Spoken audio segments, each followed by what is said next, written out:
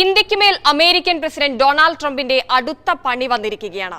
അമേരിക്കയിലേക്ക് ഇറക്കുമതി ചെയ്യുന്ന മരുന്നുകൾക്ക് 100% തീരുവ ചുമത്താനാണ് തീരുമാനം. ഒക്ടോബർ 1 മുതൽ ഈ തീരുവ പ്രാബല്യത്തിലാകും.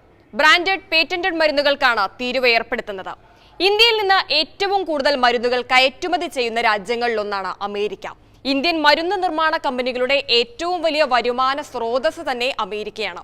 അതുകൊണ്ട് തന്നെ ഇന്ത്യൻ ഫാർമസ്യൂട്ടിക്കൽ മേഖലയ്ക്ക് ട്രംപിന്റെ ഈ നീക്കം വലിയ പ്രതിസന്ധിയായിരിക്കും സൃഷ്ടിക്കുക. തീർന്നില്ല, ട്രംപിന്റെ ഈ നീക്കം ഇന്ത്യയെ എന്ന പോലെ തന്നെ US പൗരന്മാർക്കും ബാധകമാണ്. ഇന്ത്യയിൽ ഉൽപ്പാദിപ്പിച്ച് അമേരിക്കയിൽ എത്തുന്ന ജനറിക് മരുന്നുകൾ താരതമ്യേന വില കുറഞ്ഞതും ഗുണമേന്മയുള്ളതുമാണ്. ഇവയെയാണ് അമേരിക്കക്കാർ കൂടുതലായും ആശ്രയിക്കുന്നതും. ട്രംപിന്റെ പുതിയ തീരുവയോടെ മരുന്നുകൾക്ക് വില കൂടും. വിപണിയിലെ വിലക്കയറ്റത്തിനൊപ്പം തന്നെ മരുന്നിന്റെ ലഭ്യതയും കുറയും. ഇത് US പൗരന്മാർക്ക് ബുദ്ധിമുട്ടാകും. പ്രതിസന്ധി സൃഷ്ടിച്ചുകൊണ്ടുള്ള ട്രംപിന്റെ ഇത്തരം പുതിയ തീരുമാനങ്ങളും പ്രഖ്യാപനങ്ങളും ആഗോള സമ്പദ് വ്യവസ്ഥയെ ആകെയാണ് ബാധിക്കുന്നത്. വ്യാപാര യുദ്ധം പുതിയൊരു തലത്തിലേക്ക് കടന്നേക്കുമെന്നാണ് വിദഗ്ധരുടെ വിലയിരുത്തൽ.